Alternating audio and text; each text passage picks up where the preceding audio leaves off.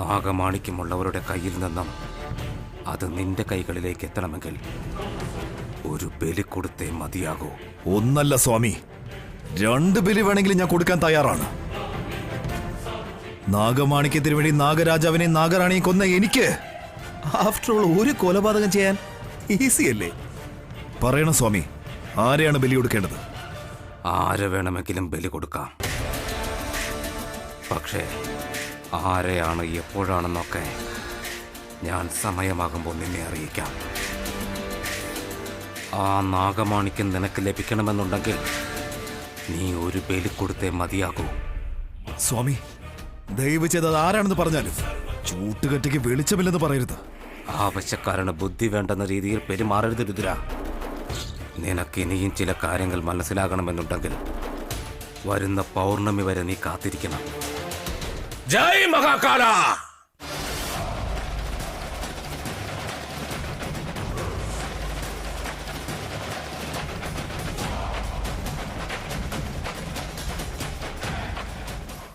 അടുത്ത പൗർണമി വരെ കാത്തിരിക്കണമെന്നോ?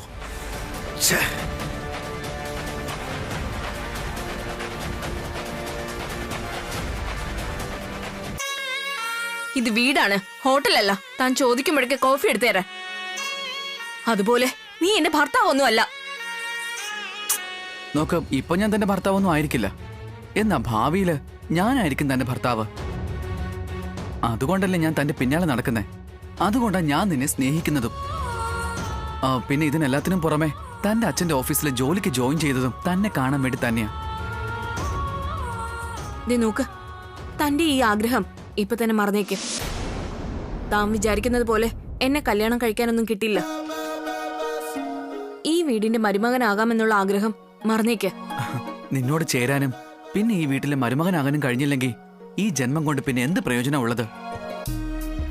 നിന്നെ കിട്ടാനായി മഹാദേവനോട് ഞാൻ ഒരുപാട് റിക്വസ്റ്റ് ചെയ്തിട്ടുണ്ട്.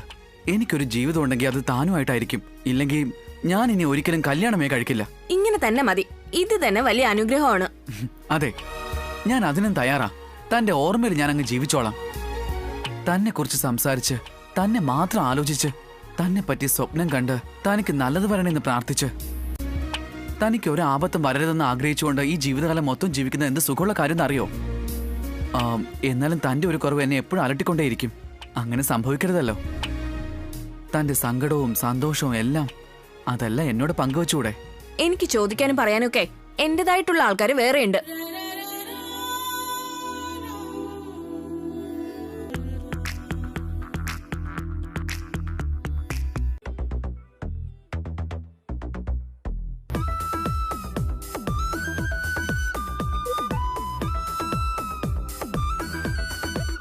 അർജുൻ എത്തിയോ? ആ സർ. ബ്രേക്ക്ഫാസ്റ്റ് കഴിച്ചോ? ഞാൻ വീട്ടിൽ നിന്ന് കഴിച്ചിട്ടാ ഇറങ്ങിയത്. ശരി, എന്നാ ഓഫീസിലേക്ക് പോവാം.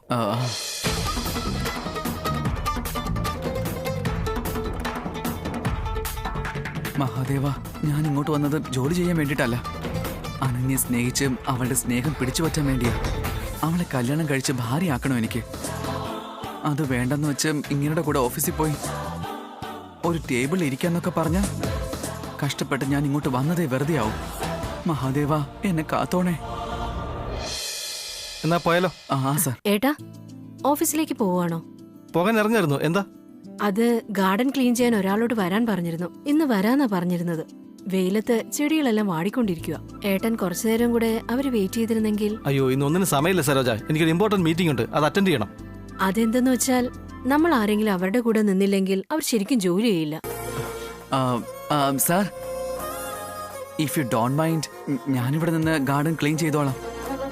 വാട്ട്? അർജുൻ ഗാർഡൻ ക്ലീൻ ചെയ്യുമെന്നോ? എന്താ സാർ, എനിക്ക് ചെയ്തുകൂടെ അത്? അതല്ല അർജുൻ, നീ ഒരു എഞ്ചിനീയർ അല്ലേ? ഇതുപോലെയുള്ള ജോലികളൊക്കെ നിന്നോട് പറയുന്നത് നോ പ്രോബ്ലം സാർ, ഞാൻ ചെയ്തോളാം. അർജുൻ, താൻ എൻ്റെ ഓഫീസിൽ ജോലി ചെയ്യേണ്ട ആളാ. അതിനു പകരം ഈ വീട്ടിലെ ജോലികളൊക്കെ ചെയ്യാന്ന് പറഞ്ഞാൽ എനിക്കത് ഇഷ്ടമല്ല. ജോലി എന്തായാലും എന്താ സാർ, അത് ചെയ്യാൻ താല്പര്യം ഉണ്ടായിരിക്കണം. അത് മാത്രമല്ല, ഈ ചെറിയ ജോലിയൊക്കെ ചെയ്തു തുടങ്ങിയ ഭാവിയിൽ അങ്ങേപ്പോലൊരു മുതലാളിയായി മാറാൻ പറ്റും. ഐ മീൻ, സാറിനെ പോലെ ഉയരത്തിലെത്താൻ പറ്റുമെന്നാ. വെറും ഗാർഡൻ ക്ലീനിങ് മാത്രമല്ല സർ. ഇവിടെ എല്ലാം ക്ലീൻ ചെയ്യാനും വീട്ടു ജോലികളൊക്കെ ചെയ്യാനും, അതല്ല മാഡത്തിന് എവിടെയെങ്കിലും ഡ്രോപ്പ് ചെയ്യണമെന്നുണ്ടെങ്കിലും വീട്ടിൽ ആവശ്യമുള്ള റേഷൻ വാങ്ങണമെങ്കിലും ഡ്രസ്സ് അയൺ ചെയ്യണമെങ്കിലും ഒക്കെ ഞാൻ തന്നെ ധാരാളം മതിയാവും സർ. അർജുന് വിരോധമൊന്നുമില്ലെങ്കിൽ ഇന്നിവിടെ നിന്നിട്ട് ഗാർഡൻ ക്ലീൻ ചെയ്തോ. ഞാൻ ഓഫീസിൽ പോയിട്ട് വരാം. Okay sir, thank you. Thank you എന്നോ? എല്ലാ ജോലിയും ചെയ്യാനുള്ള അനുവാദം തന്നില്ലേ, അതുകൊണ്ടാ സർ. ശരി സരോജ, ഞാൻ പോയിട്ട് വരാം. ശരി ഏട്ടാ. അർജുൻ മോനെ, നീ ഇവിടെ തന്നെ ഇരിക്കെ. അവര് വന്നാൽ ഉടനെ ഞാൻ പറയാം. ആ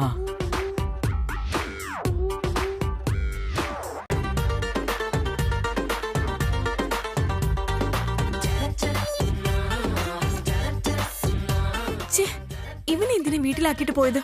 ഇവൻ ഈ വീട്ടിൽ നിൽക്കുന്നത് തന്നെ എന്നെ ശല്യം ചെയ്യാൻ വേണ്ടിട്ടാ. നീ ഇങ്ങനെ ശല്യം ചെയ്യുകയാണെങ്കിൽ എന്നെങ്കിലും എന്റെ കൈ കൊണ്ടുള്ള മരണം ഉറപ്പാണ്. എന്നെ ശല്യം ചെയ്യാതെ ഒന്ന് പോ നോക്ക്. എന്റെ അനന്യ, ഈ അർജുൻ ജീവൻ വേണമെങ്കിലും ഉപേക്ഷിക്കാം, എന്നാ തന്നെ ഉപേക്ഷിച്ച് എനിക്ക് എവിടെയും പോകാൻ കഴിയില്ല. ഞാൻ ആരാണ്, എവിടെ നിന്ന് വന്നു, എന്റെ ലക്ഷ്യം എന്താണെന്നൊക്കെ അറിഞ്ഞു കഴിഞ്ഞാൽ നീ ചിലപ്പോ ഹൃദയം പൊട്ടി മരിക്കും. നീ ആരാ, എന്താ, എവിടെ നിന്ന് വന്നു, എങ്ങനെ വന്നു, നിന്റെ ഉദ്ദേശം എന്താ, നീ ആരോടൊക്കെ ഇടപെടുന്നു, ആരോടൊക്കെ സംസാരിക്കുന്നു, ഇതൊന്നും എനിക്ക് പ്രശ്നമേ അല്ല. ഞാൻ ജീവൻ വേണമെങ്കിൽ കളയാം, പക്ഷെ തന്നെ മാത്രം ഉപേക്ഷിക്കില്ല.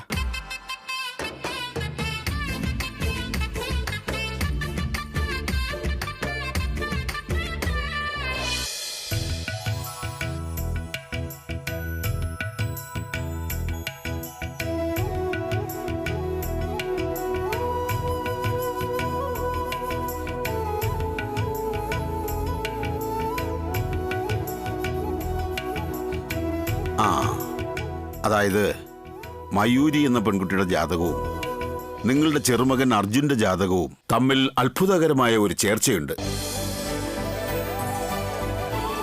അതായത് 10,000 ജാതകങ്ങളിൽ ഏതെങ്കിലും ഒരു ജാതകം മാത്രമേ ഇങ്ങനെ പൊരുത്തപ്പെടാറുള്ളൂ. രണ്ടുപേരുടെയും ചേർച്ച പറഞ്ഞു വെച്ചതുപോലെയുണ്ട്. അങ്ങനെയെങ്കിൽ ഉടനെ തന്നെ അർജുന്റെ മയൂരിയുടെയും കല്യാണം നടത്താം അല്ലേ ജോത്സരെ? ഇവരുടെ കല്യാണം നിങ്ങൾക്ക് ധൈര്യമായിട്ട് നടത്താം, യാതൊരു സംശയവും വേണ്ട. പക്ഷേ അത് ഇപ്പോൾ നടക്കുന്ന കാര്യം ബുദ്ധിമുട്ടാണ്. എന്തുകൊണ്ടാ ജോത്സരെ? രണ്ടുപേരുടെയും ജാതകവും നല്ല പൊരുത്തമുണ്ടെന്നല്ലേ പറഞ്ഞത്? ജാതക ചേർച്ച ഉള്ളതുകൊണ്ട് മാത്രം കല്യാണം നടത്താനാകില്ല.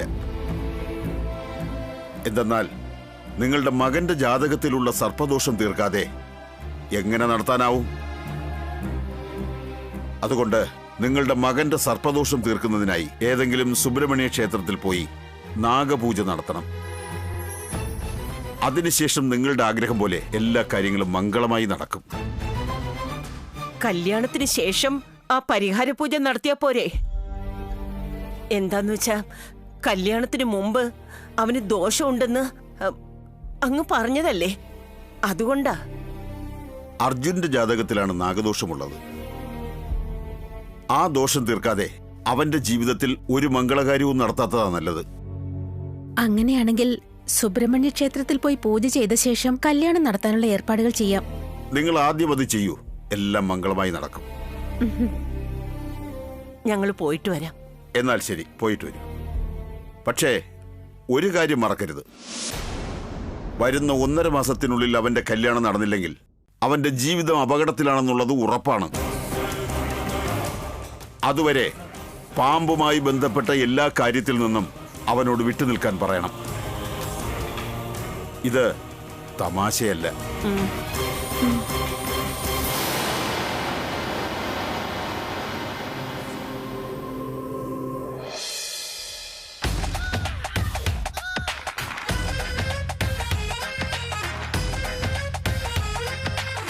എടോ, ജോലി ഒന്ന് നന്നായിട്ട് ചെയ്യാൻ നോക്ക്.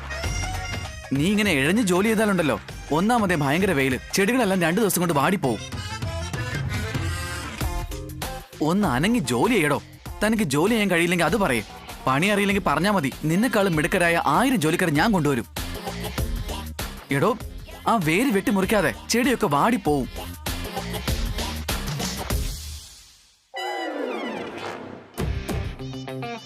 എന്താടോ ഇങ്ങനെ നോക്കുന്നേ?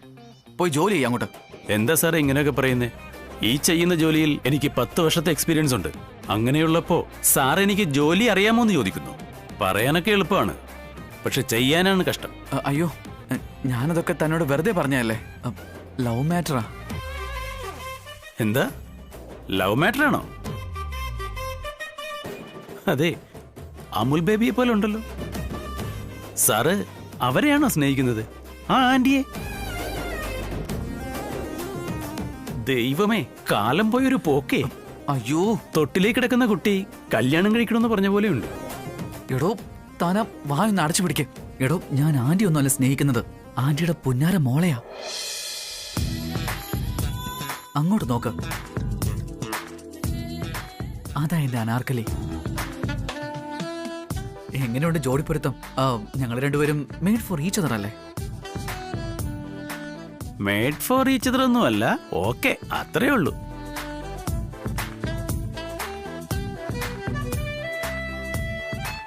ഇപ്പൊ നിങ്ങളുടെ ജോഡി സൂപ്പർ എന്ന് മാത്രമല്ല, ശിവപാർവതി ജോഡി പോലെയുണ്ട്. താൻ എന്താടോ ഇപ്പൊ പറഞ്ഞത്? അത് കൈലാസാധിപതി പരമേശ്വരന്റെ ഭാര്യ ആരാണെന്ന് ചോദിക്കായിരുന്നു. ഞാൻ പാർവതി എന്ന് പറഞ്ഞു കൊടുത്തു, അല്ലേടോ? ആ, അതെ അതെ. ഇതാ കോഫി. ഒരുപാട് താങ്ക്സ് അനന്യ. ഇപ്പൊ താൻ എനിക്ക് കോഫി കൊണ്ടുവന്നില്ലേ? ഇനി ഒരു ദിവസം തന്റെ ഹൃദയവും ഈ പാവത്തിന് തരുമല്ലോ അല്ലേ?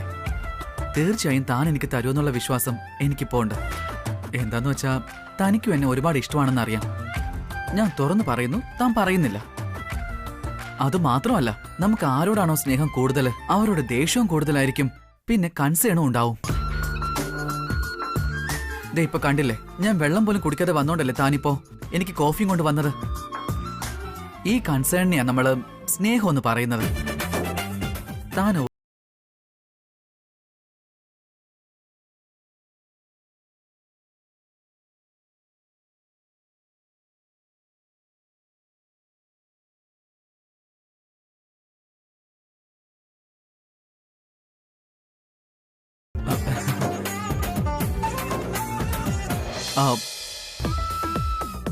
സാരമില്ല, എന്നെങ്കിലും ഒരു ദിവസം തന്റെ മനസ്സാൽ എനിക്ക് കോഫി കൊണ്ടുവന്ന് തന്നിരിക്കും.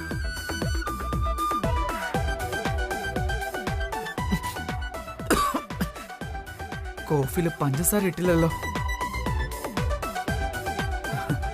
ഇപ്പൊ സ്നേഹവും കുറവാ, പഞ്ചസാരയും കുറവാ. തീർച്ചയായിട്ടും ഒരു ദിവസം സ്നേഹവും വരും, പിന്നെ പഞ്ചസാരയും വന്നിരിക്കും.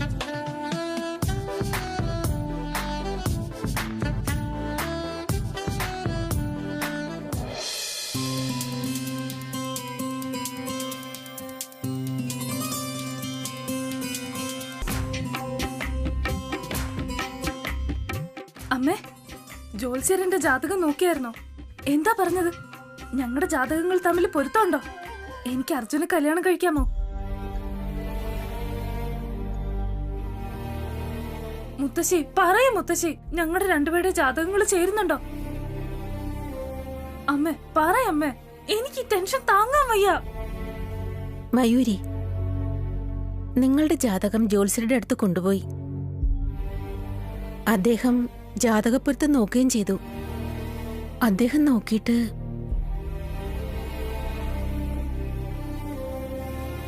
നിങ്ങളുടെ രണ്ടുപേരുടെയും ജാതകം നല്ല പൊരുത്തം ഉണ്ടെന്നും നിങ്ങളുടെ കല്യാണം നടത്താന്നും പറഞ്ഞു.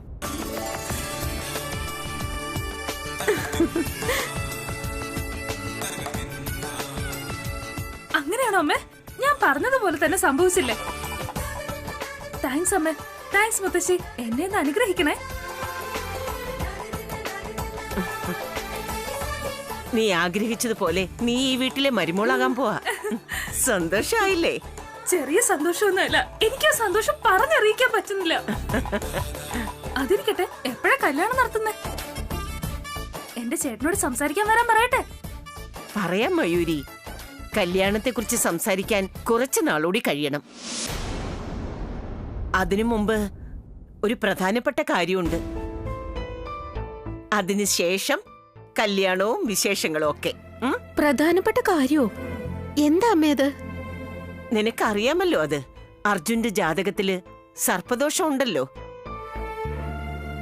അതുകൊണ്ട് നമ്മളൊക്കെ കല്യാണത്തിന് മുമ്പ് സുബ്രഹ്മണ്യ ക്ഷേത്രത്തിൽ പോകണം.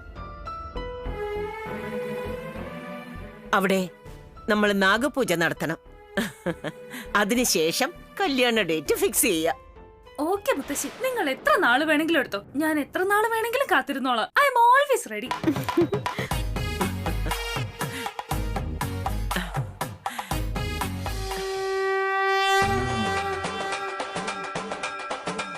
മകളെ, നിന്റെ ശത്രുക്കളിൽ ഒരാളെ ഇന്ന് നിനക്ക് നേരിൽ കാണാൻ സാധിക്കും. നീ ബോധരഹിതയായി വീണ സ്ഥലത്തേക്ക് ഒരിക്കൽ കൂടി പോയാൽ അത് നിനക്ക് കാണാവുന്നതാണ്.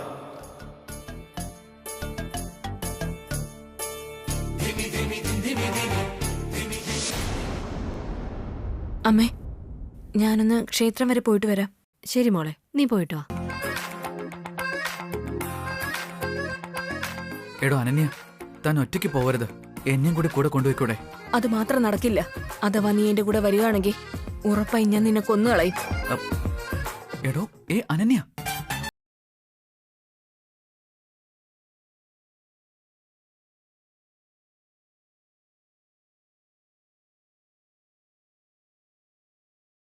ഞാൻ അവളെ കാറിൽ കൂട്ടിക്കൊണ്ടുപോവാം.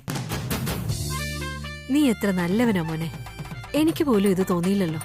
അങ്ങനെയല്ല മാഡം, കാലം വളരെ മോശമാ. പെമ്പിളർന്ന് കേട്ടാ മതി, ചിലവന്മാര് കഴുകനെ പോലെ കണ്ണു നട്ടിരിക്കും. അനന്യയുടെ മേലെ ഒരു മോശമായ ദൃഷ്ടിയും വീഴാൻ പാടില്ല. അതുകൊണ്ടാ മാഡം. അല്ല, ഞാൻ ഈ വീട്ടിലെ ജോലി നോക്കുന്ന ആളാണെങ്കിലും എന്നെ ഈ വീട്ടിലെ സ്വന്തം ആളായിട്ട് കണ്ടാ മതി. മാഡം അങ്ങനെ വിചാരിക്കണമെന്ന് നിർബന്ധമൊന്നുമില്ല. എന്റെ മനസ്സ് അങ്ങനെയായിപ്പോയി. ഒരു വീട്ടിൽ നിന്ന് ഒരു കപ്പ് കോഫി കുടിച്ചാൽ മതി, ആ കുടുംബത്തിന് വേണ്ടി ഞാൻ എന്ത് വേണമെങ്കിലും ചെയ്യും. ആ വീടിന്റെ മുഴുവൻ ഉത്തരവാദിത്വവും എന്റേതാണെന്ന് വിചാരിക്കും. ഞാനിവിടെ ജോലി ചെയ്യാണ്. ജോലിക്ക് ചേർന്ന ദിവസം തന്നെ ഞാൻ തീരുമാനിച്ച കാര്യമാണ്. വിക്രം സാറിനെ പോലുള്ള ഒരാൾക്ക് വെറും ഓഫീസ് ജോലി മാത്രമല്ല, അദ്ദേഹത്തിന് സഹായം ആവുന്ന എന്ത് ജോലി വേണമെങ്കിലും ഞാൻ ചെയ്യുമെന്ന്. മാഡം, ജോലി ചെയ്യാൻ വന്ന ഒരാൾക്ക് ഓഫീസ് ജോലിയും വീട്ടു ജോലിയും എല്ലാം ഉറപ്പായിട്ട് ഒരുപോലെ തന്നെ ആയിരിക്കും. എത്ര നല്ലവനാ മോനെ നീ. നിന്നെ പോലെയുള്ളവരും ഈ ഭൂമിയിലുണ്ടോ? എന്തുകൊണ്ടില്ല മാഡം, തീർച്ചയായും ഉണ്ട്. ആര്? അത് മറ്റാരുമല്ല, ഞാൻ തന്നെയാ. സമ്മതിക്കുകയാണെങ്കിൽ ഞാൻ കൂട്ടിക്കൊണ്ടു പോവാം, ഇല്ലെങ്കിൽ ഞാൻ ഓഫീസിൽ ജോലി നോക്കിക്കോളാം. അനന്യ നിന്നേ. നീ ക്ഷേത്രത്തിൽ ഒറ്റയ്ക്ക് പോകണ്ട. അർജുന്റെ കൂടെ കാറിൽ പോയിട്ട് വാ.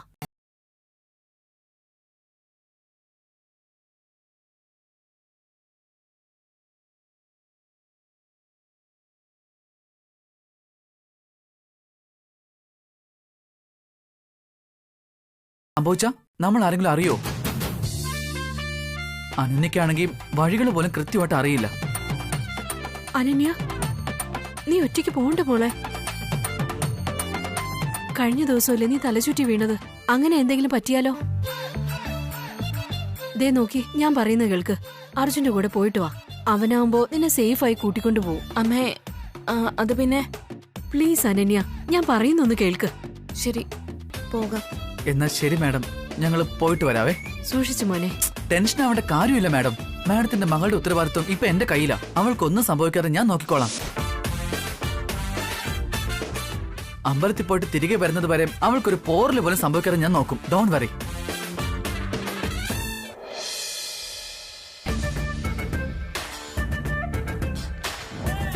വേഗം വാ അനന്യ, ഈ അർജുനന്റെ പല്ലക്ക് കയറിയിരിക്കും.